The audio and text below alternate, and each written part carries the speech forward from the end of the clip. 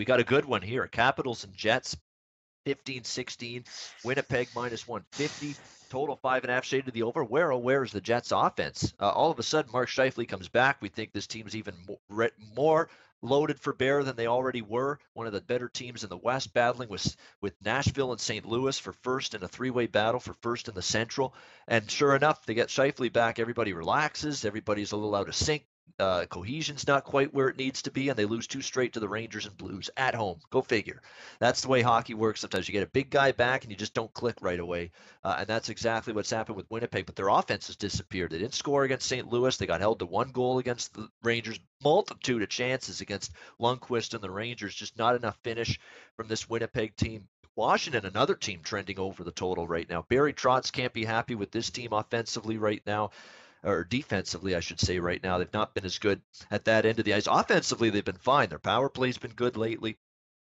It has been working for this team, no question. But defensively, again, they gave up 5 goals to Detroit at home. That just simply shouldn't happen if you're a team like the Washington Capitals. So again, this is a game I had circled over the total. It's a lean, but I don't like where Winnipeg's offense is right now. Washington's defense, they're not happy. Barry Trotz's not happy. Everybody's talking that they got to be better at that end of the ice. Maybe tonight it is, and the Jets' offense has scuffled a little bit these last couple games. So it only became a lean for me. It's not going to be an official play. My initial thought was over 5.5, but the more I looked into it, maybe Washington could take advantage of this Jets team that's suddenly, trying to find some cohesion again with bringing Scheifele back into the fold, and they haven't found it as of yet. Andrew's on this Winnipeg Washington game tonight. One of the better games on the card. Andrew, what are you looking at in this game?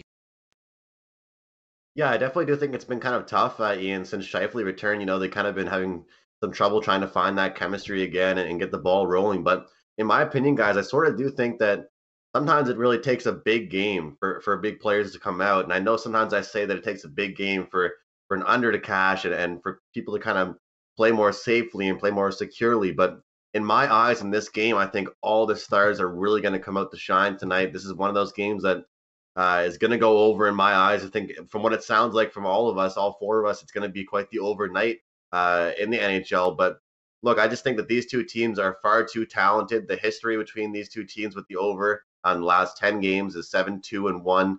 A lot of players heating up. I don't think it really has to be the main players. Look at Winnipeg right now. It doesn't have to be Scheifele. It doesn't have to be Wheeler. I saw Nikolai Ehlers potting a couple. We need to get Brian Little involved more.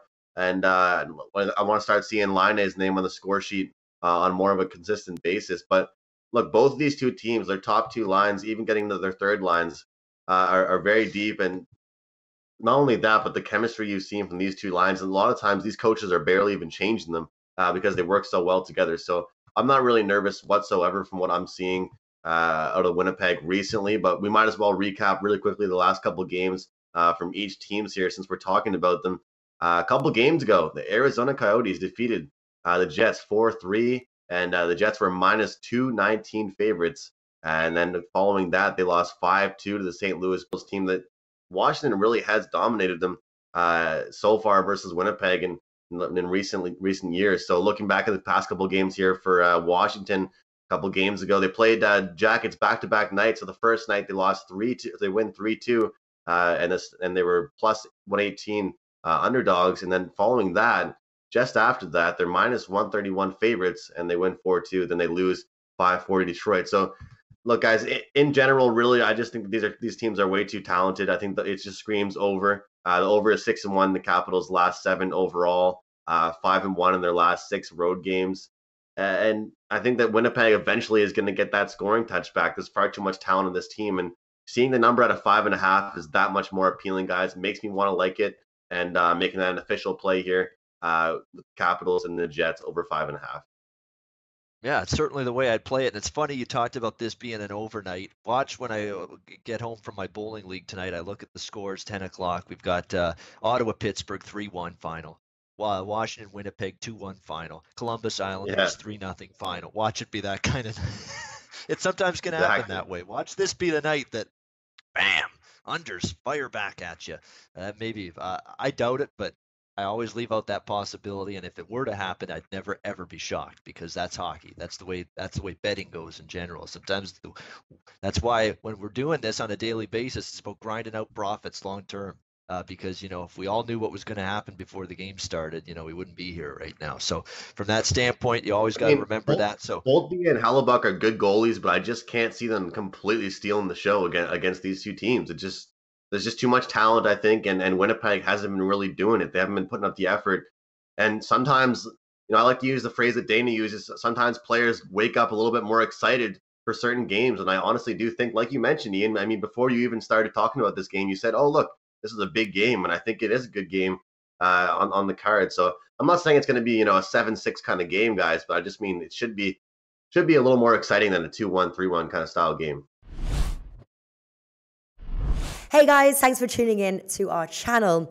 Now, we've put a lot of work into producing all these free videos, so please help us out and keep all our content free for you forever by simply liking, sharing, commenting, and subscribing. Now, not to mention, a visit to our industry-leading website will warm the hearts of all our SBR employees, especially myself. Now, the links are over there to the left, so do check those out. Thanks for watching.